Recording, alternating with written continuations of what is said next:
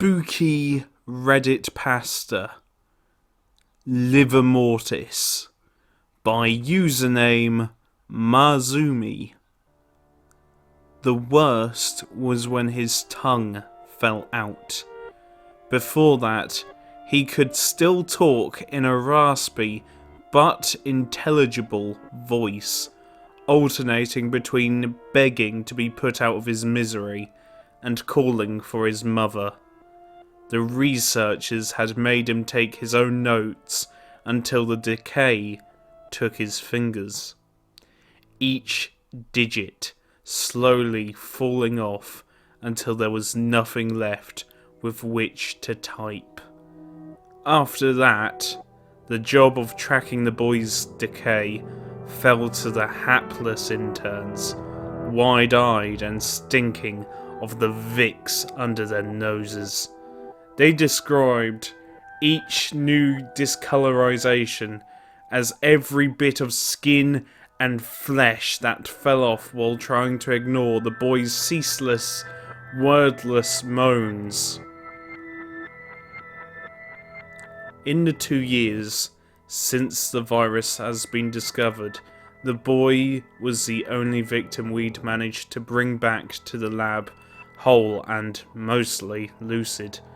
Livor Mortis is the first symptom. Dark blood pooling in his legs as he played basketball at school.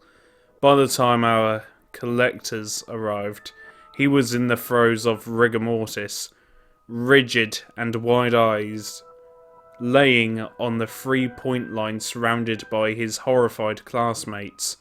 It made him easier to transfer into a suspension tank to be brought back to the lab.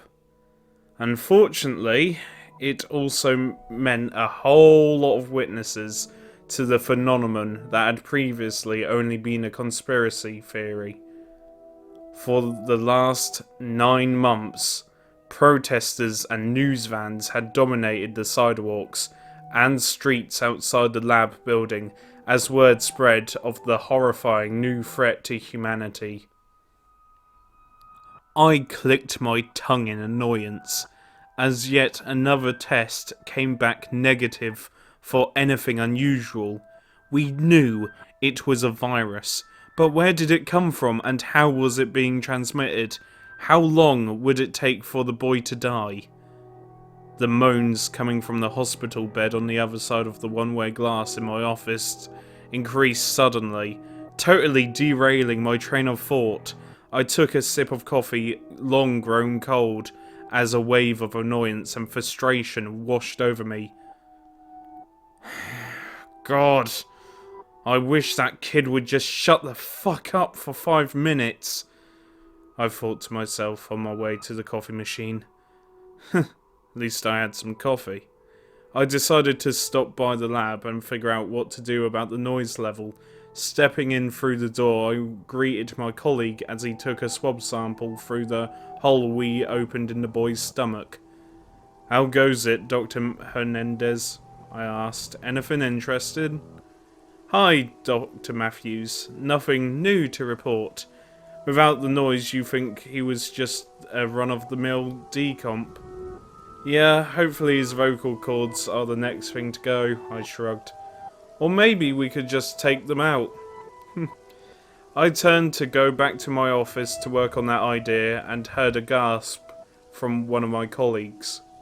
"Oh my god, Tracy!" Hernandez was as white as a sheet. His hand shook as he pointed. I looked down, and I saw it too.